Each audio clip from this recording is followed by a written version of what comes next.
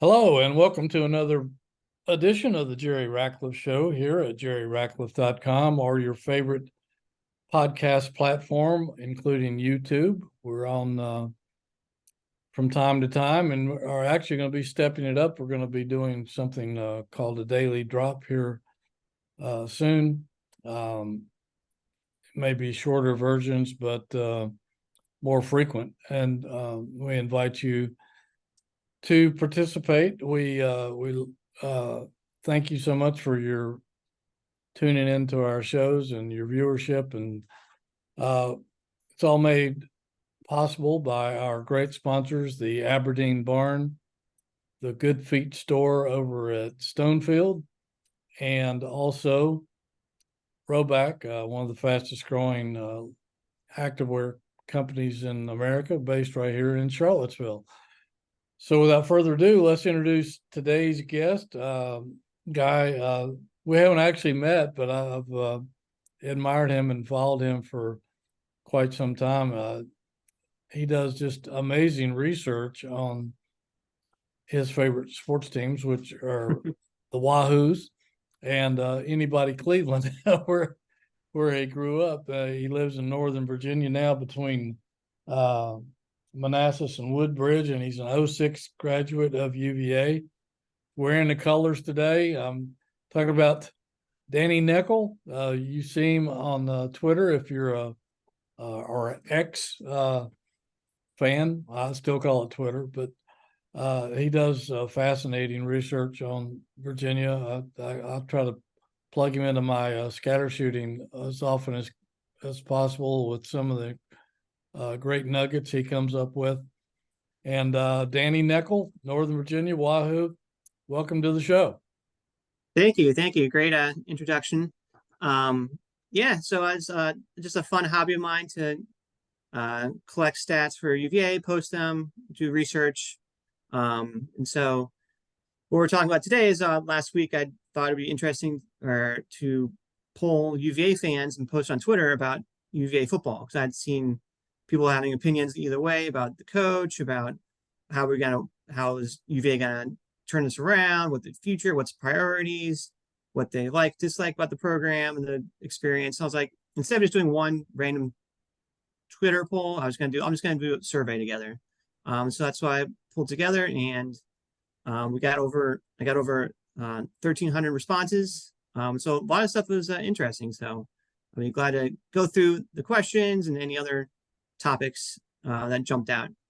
That's a great response. And I guess before we get started into some of those, Danny, it was an interesting season for sure. I think Vegas put an over under on Virginia's win loss record at 3.5, which was pretty accurate. Could have been better, could have been worse. I thought they made some nice strides there. Middle and second half of the season, beat a couple of teams that maybe they shouldn't have beaten, lost to a couple of teams that they probably shouldn't have lost to. If they had some breaks, I guess they could be bowling, actually. Still think they should have beaten JMU. That storm changed everything. And like anybody that follows Virginia football, was highly disappointed in the way things ended. I still can't figure out why they didn't show up against Virginia Tech. I thought on paper that was a pretty even football game, maybe a touchdown swing either way. And for them just to not even really make an appearance was humiliating for Virginia fans, I'm sure. And I'm sure you got some nice feedback on that as I did. Via email, text, and in person, and Twitter, and everything else. But what were just? Yeah, I know you're a huge UVA fan. What were your impressions of the season? I thought going into it, I thought 3 wins was a really low ball. It's like they're gonna do better than that. So how's it? How was it so low? And then uh, after after the JMU lightning delay, after a couple of things went wrong, it's like, oh, okay, I can see why, because they're in a lot of close games, they're covering the spread, they're doing all this, but just finding a way to lose. Yeah. And so they could have easily been bowling if they closed a couple games better. JMU, obviously, Boston College, Miami went to overtime. So, I mean, there's 3 wins right there where just a play here and there. NC State, I mean, all those games were within 1 score. And so it looks bad at 3-9, but it could easily been 6-6.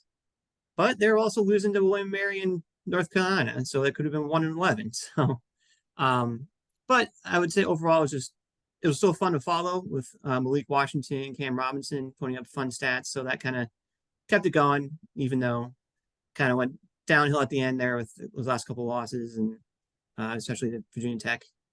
So overall, it was a little disappointing, but there's still some stars that we're following this year, and then maybe next year with Calandria and Robinson and any of the new transfers coming in. Yeah, Malik Washington was a joy to watch this season. Such an incredible guy. He was always open, and he hardly ever dropped anything. And what impressed me was that once he got the ball in his hands, man, he knew what to do with it.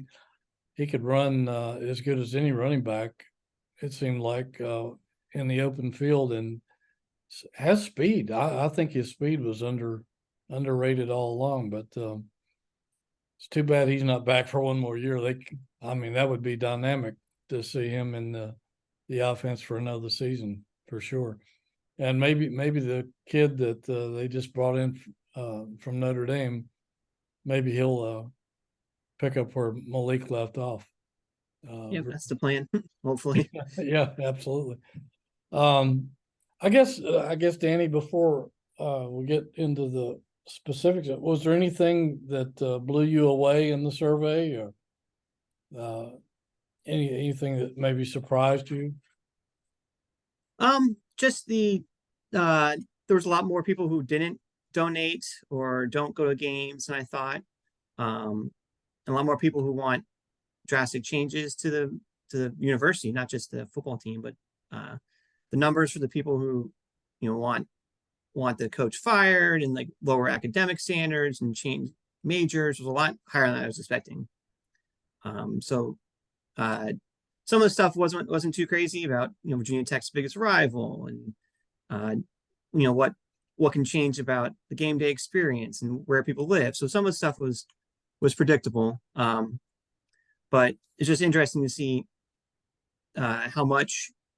And also, there's a lot of variance between like alumni and people who aren't associated with the school.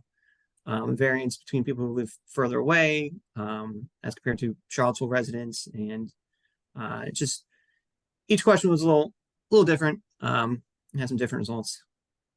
The one thing that in my career in covering Virginia for 42 years now, I covered some other ACC schools before I came to Charlottesville, but the one thing that over the past 10 or 15 years that keeps popping up is that I've just heard through various modes of communication, that a lot of people are frustrated that they don't feel like that Virginia can compete on a level playing field with some of the rivals,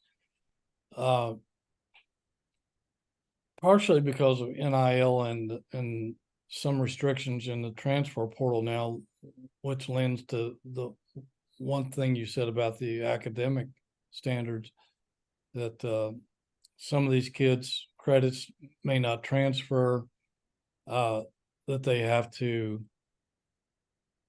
I guess, delve into a more shallow transfer portal pool than most schools because of the academic situations. And a lot of people, like you said, would like to see a major or two, or a curriculum to some degree, of something that athletes can thrive in that maybe some other schools have that Virginia doesn't.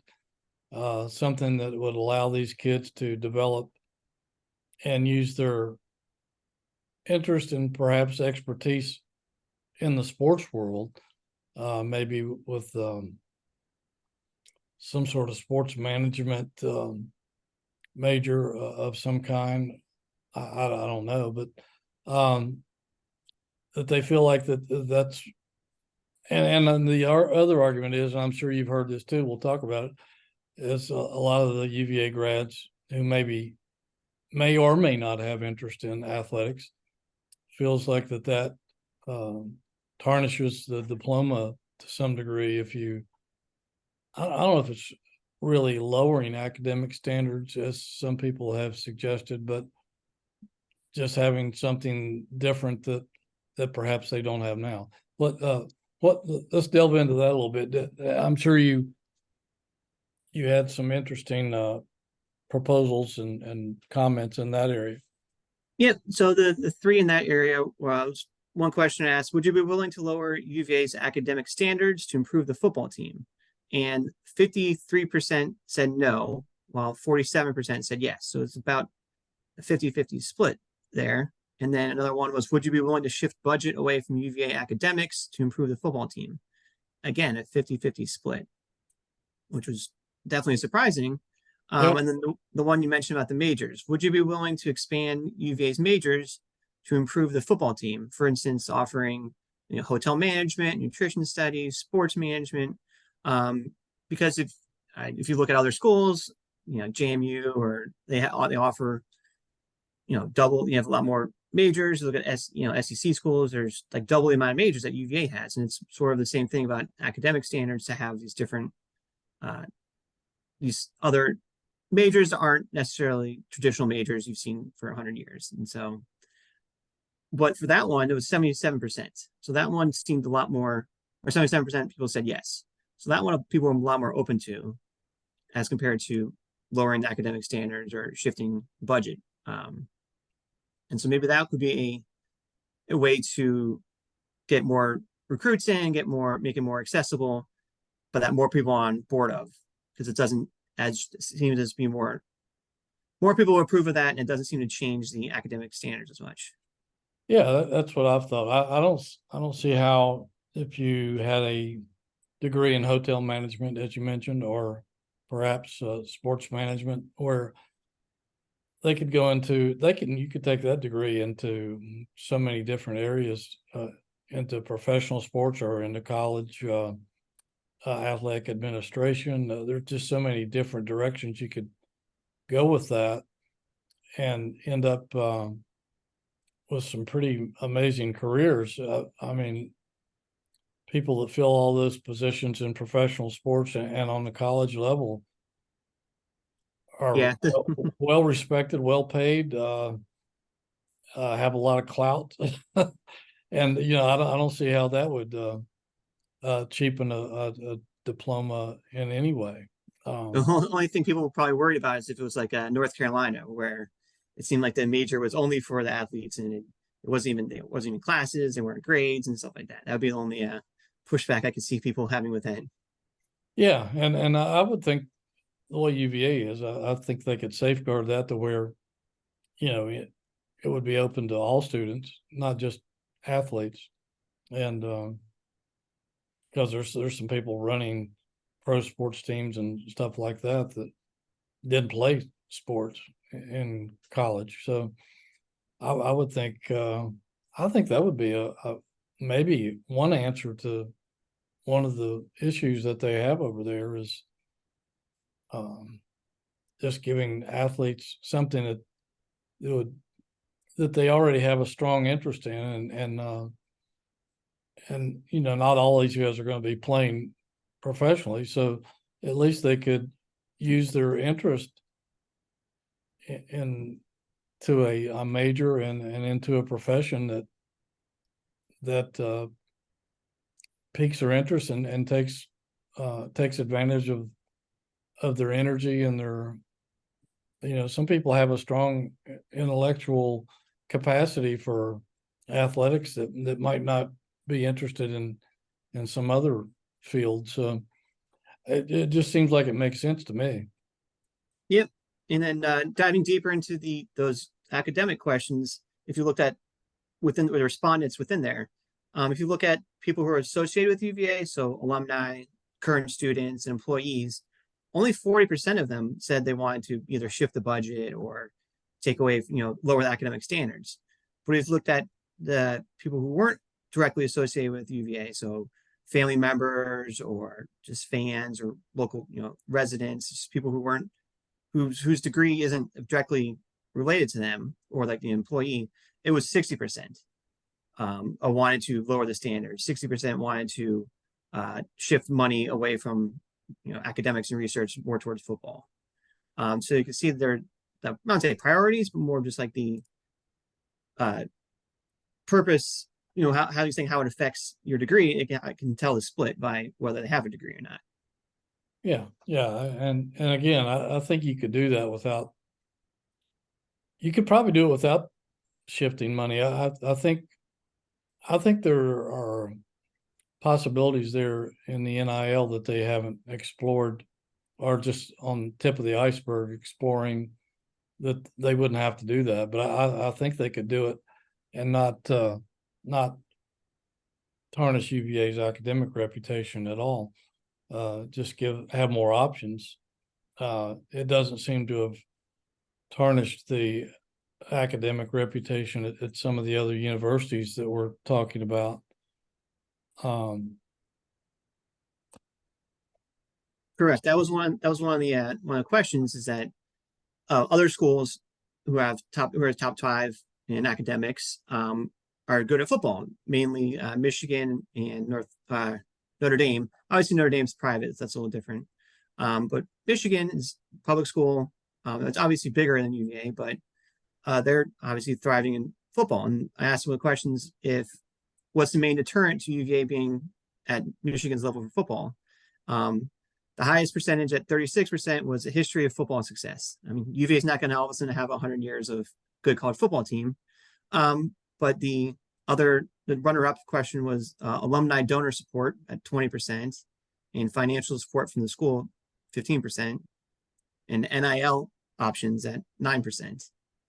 But the coaching was only 9% change. So I mean, you could get a Jim Harbaugh to come to Stanford, or Franklin to come to Vanderbilt, and turn those programs around. But people are thinking there's other ways to do that, to improve the program while still having academics. So that's why financial support and NIL were also options there. Interesting. I noticed you mentioned that some people at the end of the season, I guess, were upset with the way the direction the program's headed. Probably got some interesting comments. Yeah. in that area. I think the coaching staff is. I don't think we're going to see any changes at all, and I think most of the people were satisfied with the.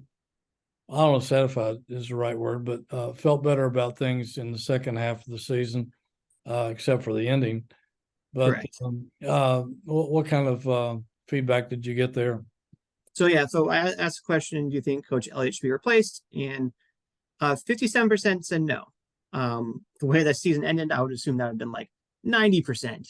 But I mean, I guess because looking at the whole season and how close it was, and obviously what happened at the end of last year, people were not as willing as I thought. So 57% said no, it shouldn't be replaced. So I mean that was interesting in itself, because there are other factors to go into it, other ways to change the program that besides making that change. So absolutely, yeah. What other area would you like to go into that you found most interesting? So, like I mentioned, people there was like 20% of the respondents thought that alumni donor support would help make us just as good or improve our football program. But when asked how many people donate to the VAF, the Virginia Athletic Foundation, 60% don't. They typically do not vote, or typically do not donate to the VAF, which I was surprised by. But then it's okay. Well, maybe they just don't agree. Where the VAF you can't put directly to football. Not sure where it goes. Doesn't go directly to the students or to the athletes. So I asked, would you donate to an NIL collective that's specifically for football? You can funnel it to football, which is Cavs Future. They're planning on doing that. I'm not sure if it's update right now, but still 47% said no, they wouldn't donate to a collective. So it's just, or to the NIL. So it's just interesting that people are saying, not how much overlap there is, but how, UVA fans and donors need to get in behind it, yet half of them aren't going to do it or wouldn't want to do it. So it's just interesting how there's a magical fix where there's this big fix out there and it's not, when push comes to shove, you're like, it'll get fixed by its own. So I just thought it was interesting, the discrepancy there. Yeah, that surprises me. Well, in a way it does, in a way it doesn't, because being a long-time observer of the program, and I've often wondered, a lot of the people bellyaching, do they have a right to bellyache because they either one, A, don't come to games, or two, don't support the program financially, but they stay at home and watch it on TV. And sometimes those are the most vocal fans out there. But so sorry, and then going with that, the 40% that don't donate to Virginia Athletic Foundation, 42% did say they would donate to the NIL. So maybe there's still some optimism, room for growth there. The people who wouldn't want to do it before might be willing more to do it now, but it's just not as high as I would have expected. Yeah, and I would expect, and again, I don't have any numbers to go by, but I would think at some of the more successful football programs that there's a higher percentage of fans, alumni, et cetera, that donate and support those programs financially than what you're seeing here. Those numbers are kind of startling, actually, to me, that not more people offer financial help in some way. Were you surprised by that? Yeah, because I mean do you typically donate? It's like, okay, fine, maybe they don't typically donate, but looking at the future, like looking at NIL to be more proactive, getting directly to the athletes and just for football specifically to solve that problem, and it was still 50% no. So that was definitely surprising. Looking at also, go ahead. Yeah, did they have any suggestions on how they're supposed to turn things around without support? Probably not, but yeah, I mean, it was, and some of the other stuff on the survey was about like actual game day experience. Yeah. Like why people all the time, and I said, you're asking the wrong guy, because I go up in the press box and I don't know what's going on in the stadium or in the parking lots, but it'll be interesting to find out what you learned there. So I asked what part of the UVA football experience needs to be most improvement besides on-field results, besides winning and losing. So the number one response was tailgating at like 20%, 21% said that needs to be improved. And then parking, 19% were the two bigger ones. And then food, 12%, scoreboard, 12%, and availability concessions, like 10%. And so that was kind of spread out around, but the tailgate one was interesting because that's kind of like, I mean, it's kind of like, I want to say on the fans to like bring the tailgate, but I can understand if tailgating is too far away, if it's too regulated, if it's, if there's more opposing fans, if the cost is too much to be close. I mean, those are some fixes that the administration could look into. And parking, at 19%, I can understand that. I've many years parked at JPJ or U-Haul and walked long distance, or parked at the hospital long distance. Especially with kids, it's gotten a little trickier. And if you're not a season ticket holder, you don't have the premier parking, so it could be a deterrent. Just walking 2 miles away for games is not quite as fun. Yeah, I don't know, especially if the weather's bad, right? Yeah, I don't know the solution though. They're not going to tear down a building and put a parking lot there. It's not. I mean, that's something I'll have to look into. But it was just interesting how, scoreboard got 12%, and that's going to be improved. They're building a new scoreboard for next year, so that could be a problem that's solved there. I mean, I've seen strides in concessions. I remember a couple years ago they weren't selling alcohol. Now they are. I mean, I'd never seen too many lines, and they've run deals before. So it's interesting to still see 10% people saying that biggest improvement needs to be at the concessions. Yeah, that's interesting. Yeah, I don't know what you do about parking because I've been to a lot of stadiums around the country, like Michigan and Alabama and some places like that, and they have parking problems too. People have to park at shopping centers or wherever they can. And do they run shuttles or trolleys or anything like that from JPJ or other remote sites to where people don't have to walk? I don't even know that. Yes, they do. From U Hall and JPJ, there's a shuttle, and also from Alumni Hall as well. Okay, And then various drop-off spots.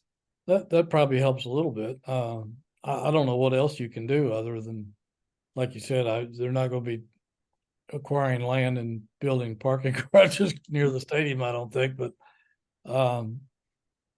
yeah, it'll be interesting. I don't know how big this jumbotron is that they have planned. I never noticed the dimensions of it, but I noticed when I went to Maryland this year, and I was walking from a press parking garage up the hill to the stadium on the opposite end of where the jumbotron is. Man, I could see that thing from way outside the stadium, and it was almost too big. Actually, I don't know if Virginia's is that big or not. It just seemed out of place in the stadium. It seemed like it took up the entire top of one of the end zones. I don't know. I don't know what size this one's going to be, but I'm sure it'll be advanced and state of the art. So yeah, going into like a attendance type question, 25% of people who I polled on here don't usually go to the games, which is interesting because maybe there's a lot of UVA basketball fans on here. They might maybe not always going to the games. Another 37% go to 1 or 2 games, 18% go to 3 or 4. Only 18% go to every game. Wow. That's 200 people out of 1,200, 1,300. That's pretty high percentage, yeah. Yeah. And then, so I was curious on the follow-up questions why, if people don't go to games anymore, or they don't go games at all, what was the main reason? And why was there, the difference, what's the tail off? And the two big ones were people live too far away and team performance. So people living too far away, alumni, you move to New York City, California, you're not going to come to games, maybe, once a year or what have you. You got season tickets, you got a job further away, you're not, it's not going to travel that much for games, if at all, which is understandable. It's season ticket holders are more going to be Charlottesville residents, Northern Virginia, Richmond residents, where you can travel the 1 to 2 hours to get to the games. But then obviously team performance, 28% saying that's the reason why I don't go to many games, which again, understandable. You're not going to be going to games if you're losing a bunch. It's not quite as fun. But some of the other ones were family work obligations. People work on Saturdays, got kids, soccer games. Again, UVA about that. You can't, the administrations can't change people's work life obligations. So I don't know how to change that. The time it takes to travel to games was another 10%. In order to attend games, again, you can't change where Charlottesville is. You can't make the games shorter, unlike baseball. But then the interesting was cost. It was only 4%. So only 4% of people on this poll thought that the reason why I don't go to games is it costs too much. Wow, because that's something you hear all. Yeah. Yeah, something you hear all the time. Oh, it's too expensive. They give the Tech game was $100, or the Notre Dame game a couple years ago was like $200. But considering how other games there are and the availability, it wasn't 4%. It's not a deterrent. They're not like, oh, we need to. If the administration all of a sudden, oh, we need to lower the price to $10 a ticket, well, that'll drive up everyone here. It doesn't seem to be the main issue. Yeah, I do a show, sort of a TV internet show, a live show once a week, with Jerry Miller, and we do it downtown at a studio. And several times during the season, we've gotten a question that said, pertain to that and why they don't come or why they do come, and wanted to know my opinion. I really, I think, probably most of the topics that you just brought up, but they asked me for a solution. I don't have a solution to what's going to put Fanny in the seats, except maybe winning more. Winning. But in the meantime, I guess the fact that people, they lose approximately $1 million when the stadium is half full in terms of potential revenue for home games. And then I wonder how much that impacts recruiting to some degree when they have a bunch of recruits in for a visit and they may have gone, 2 or 3 weekends in a row to various schools where the stadium is full and a lot of excitement in the air, and then they come here. How much does that impact them if they look up and the stands are half full or maybe a little more than half? And then a lot of times some of the people will leave at halftime if the things aren't going well. So I don't have a solution to that. I thought, maybe one way would be to give away X amount of tickets per week to, I don't know, various organizations or something, or have reduced ticket prices to put more fannies in the seats. But it sounds like the feedback you got, that wouldn't make a difference. No, I think just winning, winning, and having more alumni close by, or having more just available fan base. But I mean, this is like a chicken and egg thing. It's like, well, you win by getting better recruits. You get better recruits by winning, and it's like you got to end the cycle somehow. Maybe NIL can shift that. Maybe landing a couple more transfers, big transfers, can change the culture right away. Maybe the coaching change it right away in order to stop. We thought it was facilities, because that's what Bronco was saying earlier. You need to change facilities, upgrade the facilities, and so that's getting changed. Obviously, the new thing next year. But you just have to somehow break the cycle of losing, not getting recruits, not getting the fans, not getting donation support. Once you get that turned around, then all that it can work on itself. Yeah, and we've had discussions on that show where we say, well, so if you do make a coaching change, the next coach is going to be faced with the same issues that the present coach and the former coaches have had. And if you don't change some of those issues, is he coaching with one hand tied behind his back? So it is a lot of chicken and the egg kind of thing. And I don't know. I think winning is probably the only surefire solution that I see, but it's been a long time since this program has been able to consistently win. I mean, we've got to go back to the early half of the Al Groh era, really, before we had several winning seasons on top of one another. They've been few and far between since then. Yeah, those are the 4 years I was at school. They made a bowl all 4 years. It's like, oh, I'm gonna expect this forever now. Yeah, and we know that's highly improbable, at least until something changes. I don't know what the solution is, but is that what people said? That that would be the answer for them coming to games and contributing, would be simply winning? Or did that was go there? That was like the highest percentage. That was 29%. It was team performance is the main reason why I don't show up anymore. Wow. Yeah. But interesting you're saying for the coaching change. One of my questions was, what do you think would be the most important quality for a new coach if they went down that line? What would you be looking for? And almost half said head coaching experience. And then the next one was come from a winning culture at 30%, and then UVA connections at 11%. So interesting, the head coaching experience, because you can say, well, Coach Elliott didn't have head coaching experience, but Mike London did, and obviously Bronco did.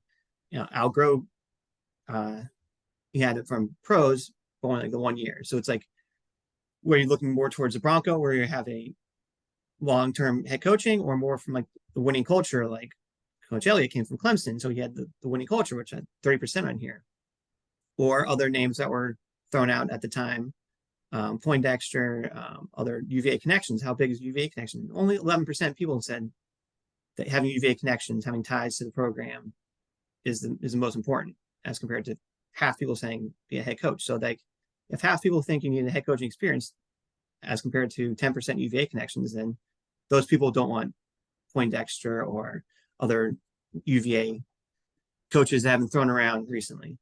Right. And there's quite a few of those guys out there. But Yeah. even within the staff, though, I guess kind of makes, there's still like 3 or 4 on the staff, like that are that are former UVA players, former UVA coaches within the staff, just not the head coach part. Right. Chris Slade and Clint. Slade, yeah. Yeah, good coaches.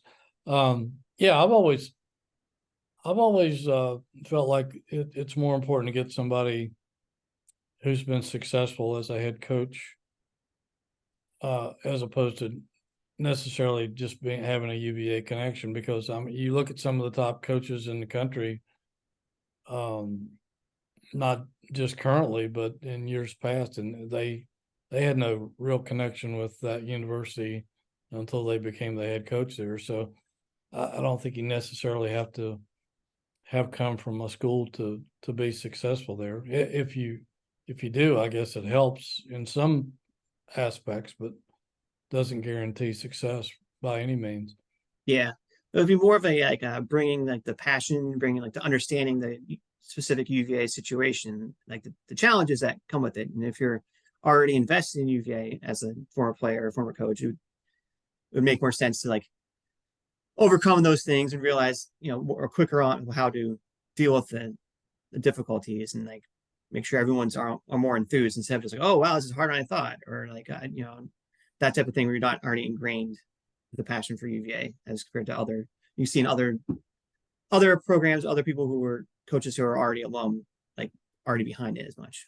Mm-hmm. Yeah, because I go back, I got here at the same time that George Welsh did, and he told me years into his reign here that it was a harder job than he had anticipated. Al Gross said the same thing, even though he had played here and was familiar, and Mike London to some degree, and his job became even harder as he went along.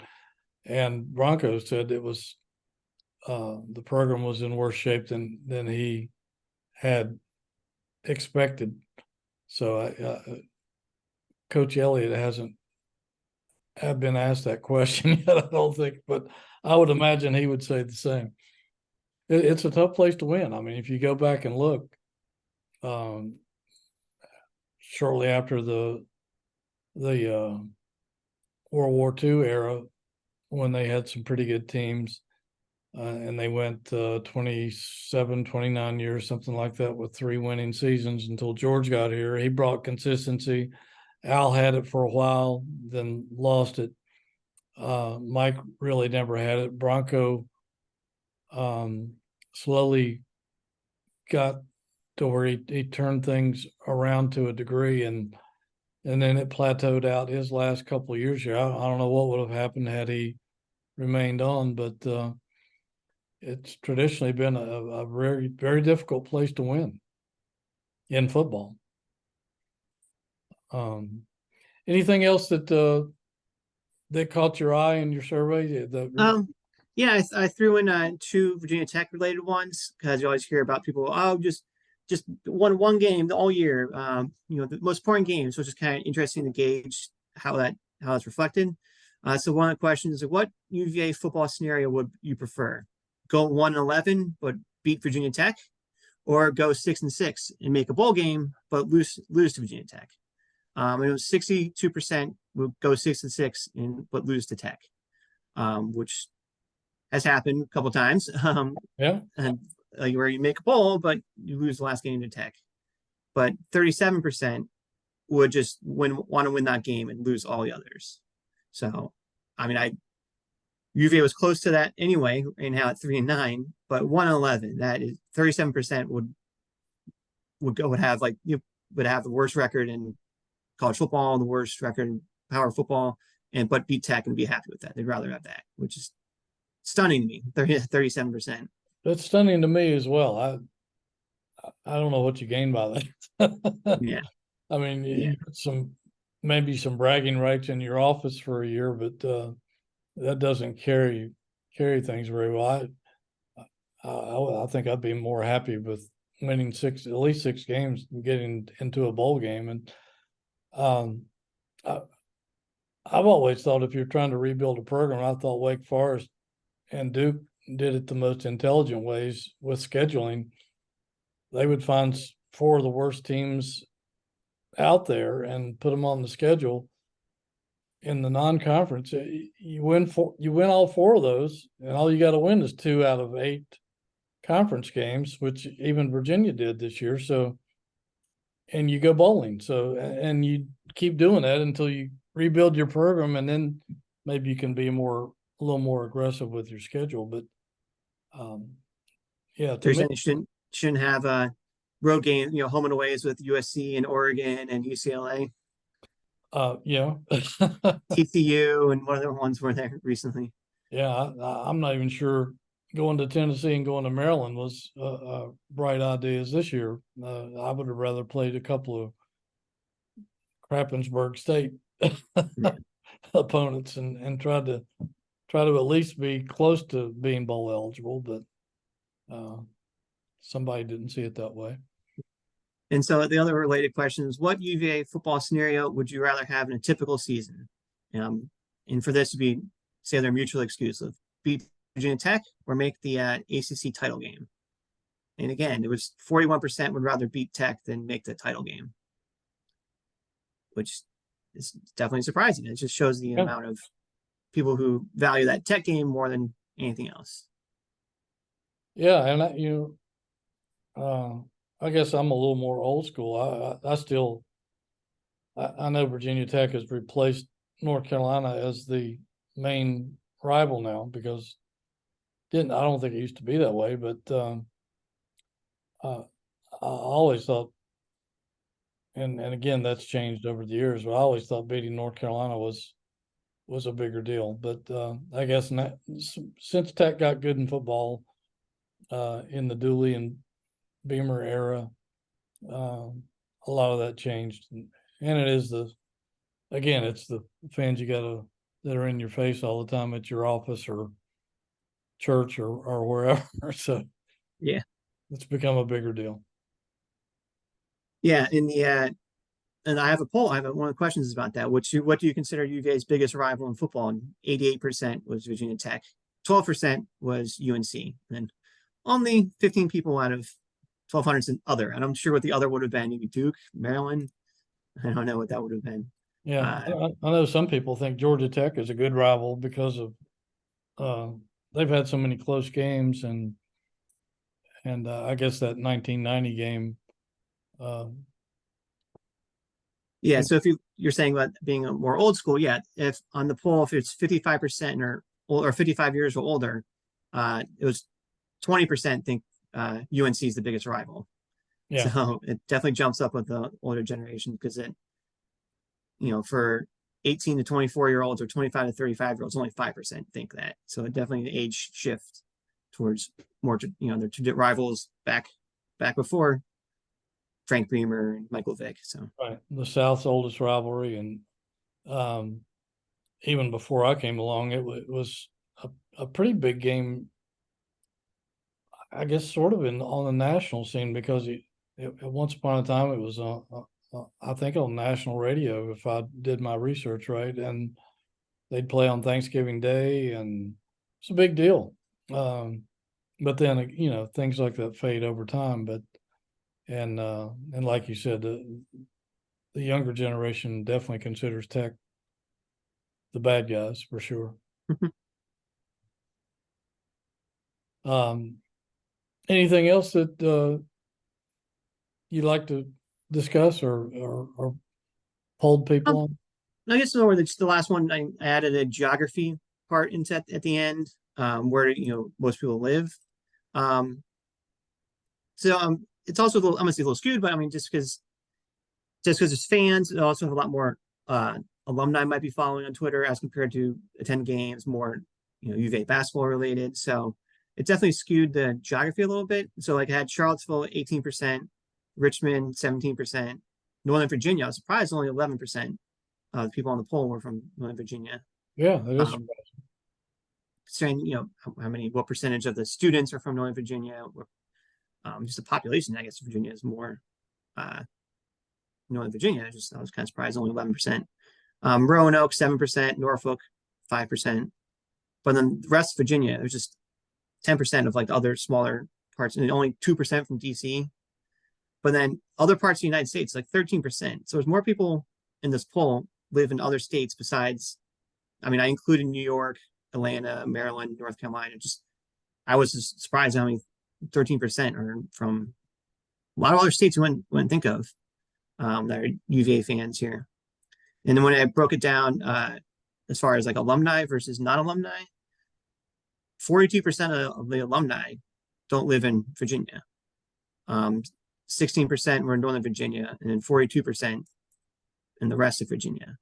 But you look at the non-alumni, it was only 20% were outside of Virginia, 6% Northern Virginia, and 75% the rest of Virginia.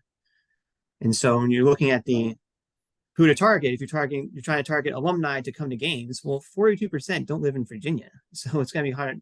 That's tough. It's gonna be tough to get them to come to games. That's where that comes from. Like they don't live too close. That's why I'm going back to the one question about why don't you come to games? I live too far away now. So meanwhile, the non-alumni fans, 75% of them are in like the non-Northern Virginia parts, or like 80% in Virginia. So that's where, if you want to, it seems like if the administration was targeting people to come to the games, it'd be more targeting Virginia residents who aren't even alum, or because if you're targeting alum, half of them aren't even there, so aren't driving distance. So it's just interesting how geography plays into it, because I'm sure a lot of the alum are supportive of the team, want to donate, but that doesn't mean they're showing up to games because it's geography. Yeah, that makes it tough. I don't know what the answer to that is. I guess there is none. There's just no way to compensate for that. Yeah, just find ways for them to support differently, like using NIL and the VAF to like, hey, you might not be able to, spend hundreds of dollars to go to the game, but I'll support by donate $100 to the NIL, to Cavs future, or what have you. So yeah, I think that'd be more of an angle, instead of sending, hey, we get $15 seats. Well, how about $30 to the program type thing? Yeah, that makes perfect sense. I think that's a good solution to at least try to help make up for what they can't do in travel. They can do in donations for sure. And obviously they need that over there for the NIL. I think they are getting more NIL help now than ever before, and so I would think any of those gifts would be highly important in what they're trying to do, because it's as you well know, you are a avid college football fan and basketball fan, and it's the wild west out there.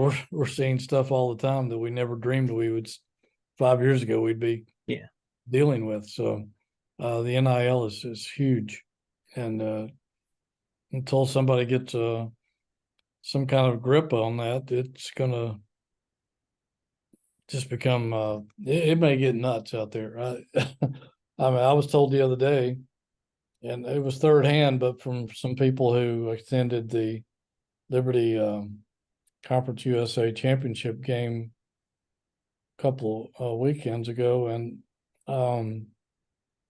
somebody was told that Liberty had a $10 million NIL program, which is somewhat fascinating. But that university has bukus of money, a lot of it coming from their online presence, which is massive. Every time I drive by there on the way to some ACC destination south, it seems like they're putting up a new building every time I drive by the campus there. But yeah, the NIL is it's become a monster, and right now it's Frankenstein's monster. It's on the run, and I don't, you can't get any. The villagers are running in the other direction with their pitchforks. Yeah. Well, the UVA and the Cavs futures got Wally Walker to the rescue, right?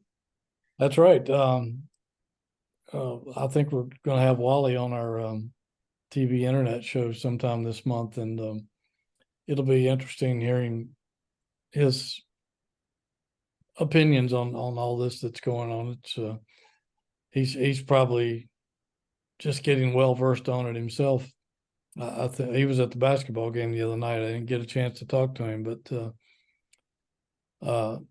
I think his presence will definitely be felt in supporting Virginia's athletic program. Very popular, successful guy. Everything he's touched is turned to gold. So maybe he'll bring some of that back to Charlottesville, right? Exactly. Yeah. Well, any closing thoughts, Danny, or if not, no, I mean, it was a fun exercise, and it was just something I could do because I mean I'm sure the UVA marketing department and athletic department puts this stuff out as well to like season ticket holders, and anytime you buy a ticket, you get a follow-up survey. How was your thing? It's just I knew I could ask questions that they couldn't, so right. It's just fascinating on my own end to how some of the conclusions about cross-referencing some of the data that was interesting that they the typical program couldn't ask tough questions. So it was just a fun exercise to do. And if anybody has any questions, they can reach out to me on Twitter. I can or find the original thread, and I can follow up and do more data digging because it's got 1,300 responses. So there's plenty to look at, and we have plenty of time to solve some of these problems until the next season, what have you. Yeah, you're right. We got plenty of time for that. Well, I thought you did a great job on that, and it's been fun talking to you this past not quite an hour, but just incredibly interesting topics and feedback. And thank you so much for sharing that with our audience. We'll get you back on sometime. I just love the work you do and all the data that you research. How much time do you spend doing that on your free time?